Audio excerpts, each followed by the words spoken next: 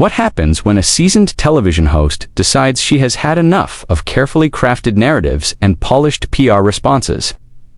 What happens when years of media training collide with raw, unfiltered truth? Today we are diving into one of the most explosive moments in daytime television history, a confrontation so intense that it ended with a guest being asked to leave the studio. This is the story of how Tamron Hall completely dismantled Meghan Markle on live television, exposing contradictions and inconsistencies that left viewers stunned and the former royal scrambling for answers. Before we get into this incredible story, make sure to hit that subscribe button and let me know in the comments what you think about celebrities who change their stories. Now let's dive in. The atmosphere in Studio 6A was electric as Tamron Hall adjusted her notes one final time. Across from her, Meghan Markle sat poised in her carefully chosen cream-colored blazer, her media training evident in every calculated gesture. The interview was supposed to be a softball promotional segment for Meghan's latest charitable initiative, but Tamron had other plans. "Meghan, thank you for being here today," Tamron began, her voice warm but carrying an undertone that suggested this would not be the typical celebrity puff piece. "I want to start by talking about your recent comments regarding privacy and the media. You have spoken extensively about wanting to protect your family from intrusive coverage." Meghan nodded, slipping into her rehearsed response mode. "Absolutely, Tamron. Privacy is fundamental to any family, and when you have children, that becomes even more important. We have always tried to maintain boundaries while still engaging with causes that matter to us." Tamron leaned forward slightly, her journalist instincts kicking in. "That is interesting, because I have been looking at your recent activities, and I am curious about something.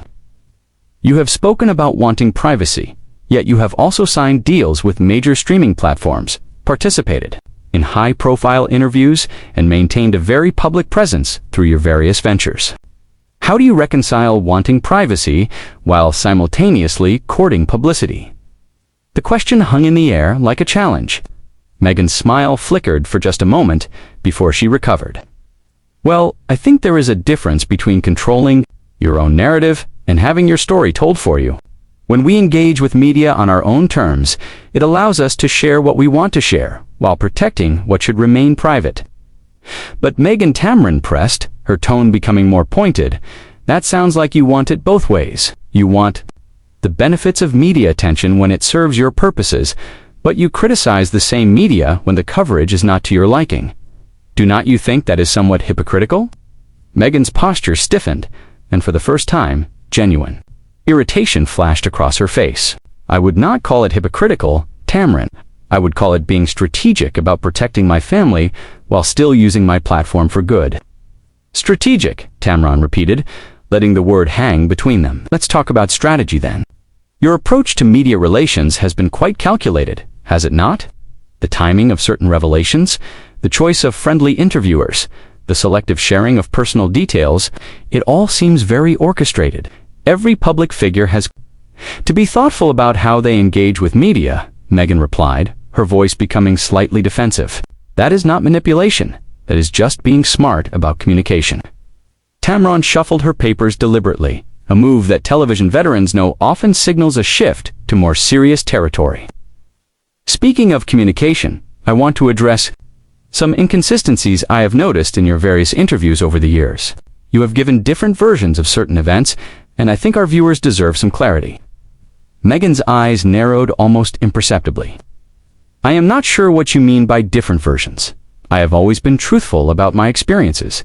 Have you, though?" Tamron's question was delivered with the precision of a surgeon's scalpel.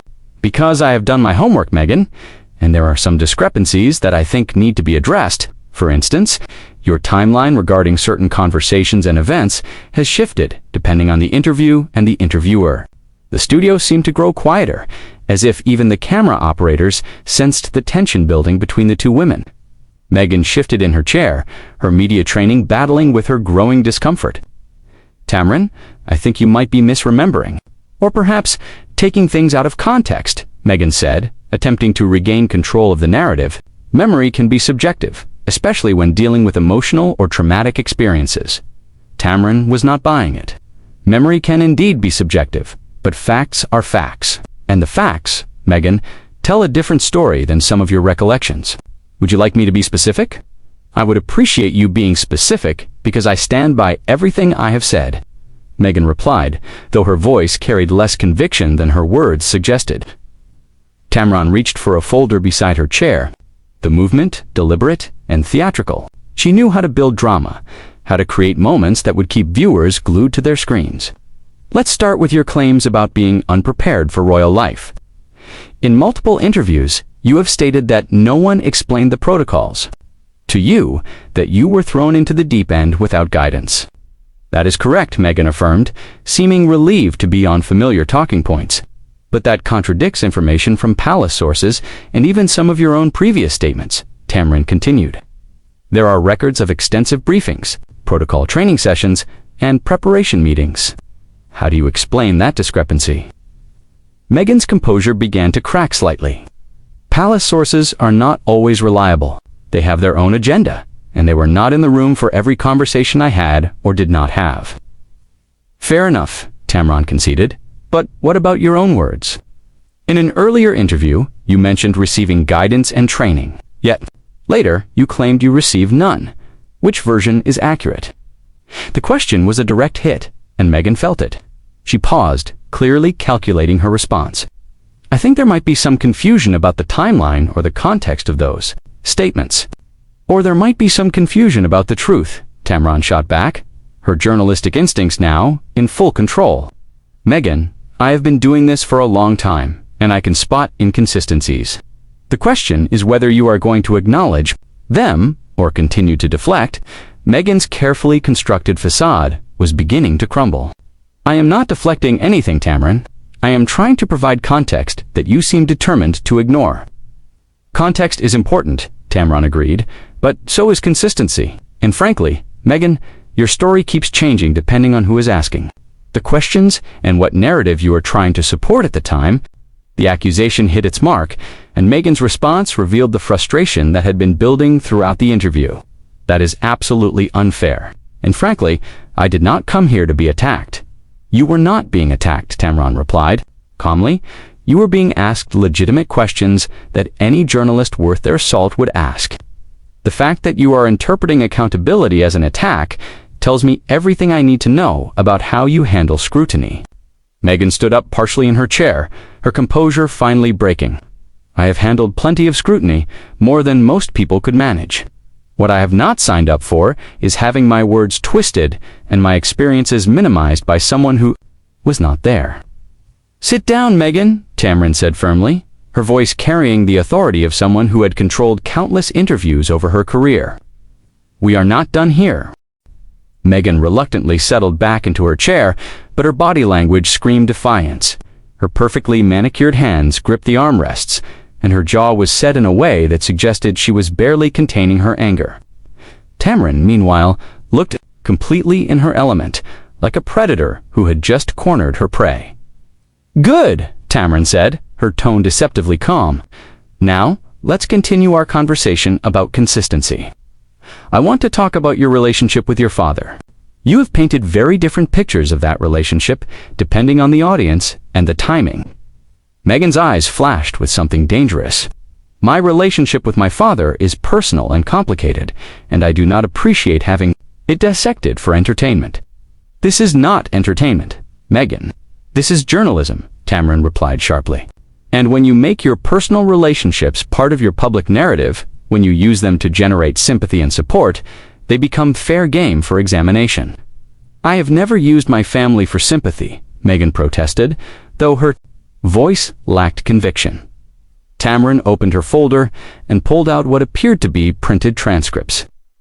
Really? Because I have quotes here from multiple interviews where you specifically discuss your father's behavior, your family dynamics, and how they affected you. You have used these stories to explain your decisions, to justify your actions, and to garner public support. How is that not using your family for sympathy? Meghan shifted uncomfortably, realizing she had walked into a trap. Discussing my experiences is not the same as exploiting them. When people ask me direct questions about my life, I answer honestly. Honestly. Tamron's eyebrows raised in theatrical disbelief. Let's test that theory. In one interview, you described your father as loving, but flawed, someone who made mistakes, but ultimately cared about you. In another interview, you painted him as manipulative and unreliable, someone who betrayed your trust repeatedly. Which version is the honest one? The question hung in the air like an accusation. Meghan opened her mouth to respond, then closed, it clearly struggling to find an answer that would not contradict one of her previous statements. "People are complex, Tamron," she finally said. "My feelings about my father have evolved as I have learned more about his actions and their impact on my life." Evolved, or been crafted to fit whatever narrative you needed at the time? Pressed, because from where I sit, it looks like you adjust your family story based on what will generate the most sympathy. For whatever project or cause you are promoting, Meghan's composure cracked further. That is a terrible accusation to make about someone's relationship with their parent. You have no idea what I have been through, or how complicated these relationships can be. You are right. I do not know what you have been through, Tamron acknowledged, but I do know what you have said publicly, and what you have said publicly keeps changing. That is not complexity, Meghan. That is manipulation. The word hit like a physical blow. Meghan's face flushed, and for a moment, she looked genuinely stunned. "I cannot believe you just called me manipulative on national television." "I did not call you manipulative," Tamron corrected. "I said your inconsistent storytelling looks like manipulation. There is a difference, though I am starting to wonder if you see it that way." Meghan stood up abruptly, her chair rolling backward slightly. "I do not have to sit here and listen to this character assassination disguised as journalism. Sit down." Meghan Tamron commanded again, her voice carrying even more authority than before. "You agreed to this interview, and we are going to finish it properly. Running away when faced with difficult questions is exactly the kind of behavior that makes people question your credibility." "I am not running away," Meghan snapped, though she remained standing.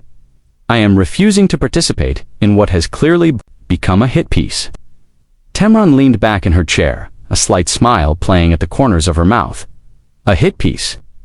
Meghan, I have asked you exactly 3 substantive questions about statements you made publicly. If you consider basic fact checking to be a hit piece, then maybe the problem is not with my questions, but with your answers. Your questions are loaded and designed to make me look bad," Meghan accused, her voice rising slightly. "My questions are designed to get to the truth," Tamron shot back. "If the truth makes you look bad, then perhaps you should reconsider some of the things you have said publicly." Meghan finally sat back down, but her posture remained rigid and defensive. "Fine. What exactly do you want from me, Tamron?" "I want honesty," Tamron replied simply. "I want you to acknowledge that your story has changed multiple times and explain why.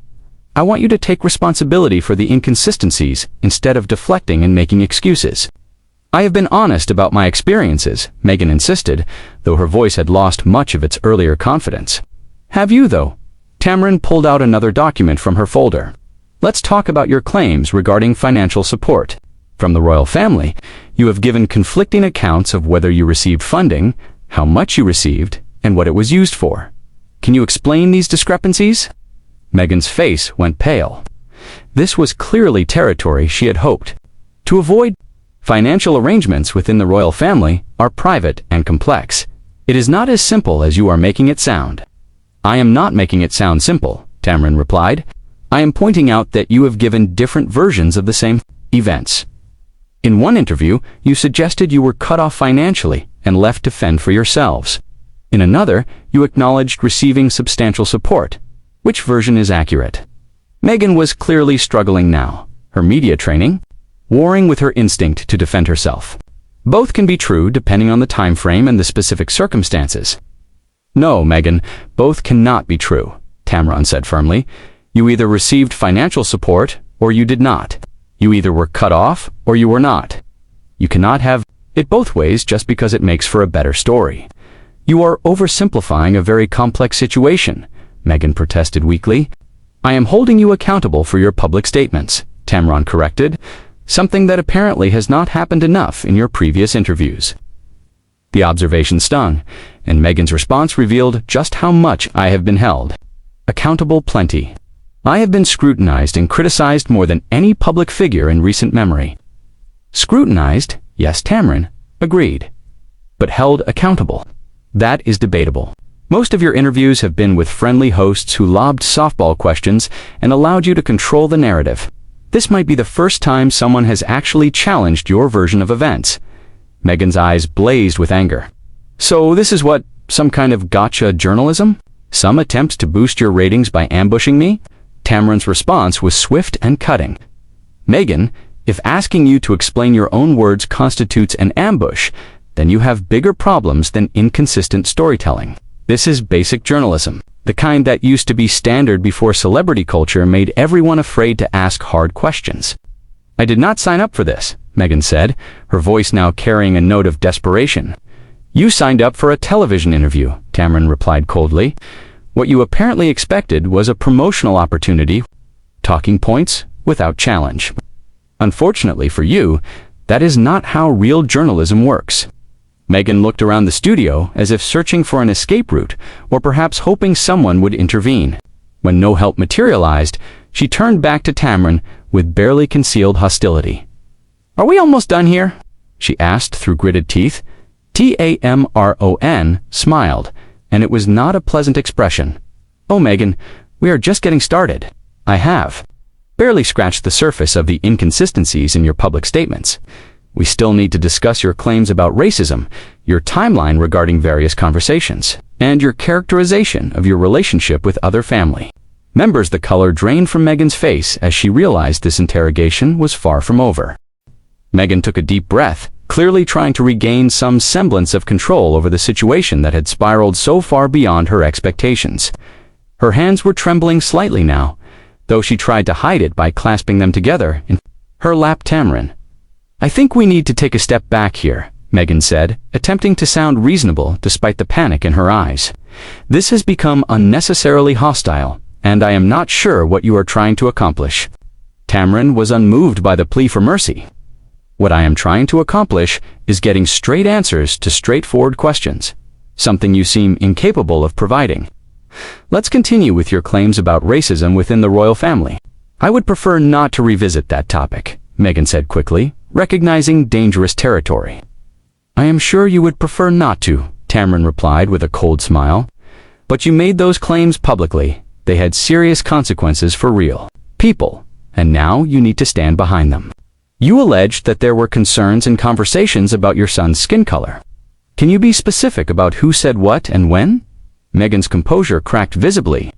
I have already addressed this in previous interviews. I do not need to rehash every detail. Actually, you do, Tamron insisted, because your previous answers have been vague and evasive, and frankly, accusations of racism deserve specificity. If you are going to destroy people's reputations, you need to provide evidence. I never intended to destroy anyone's reputation, Meghan protested weakly. But that is exactly what happened, is it not? Tamron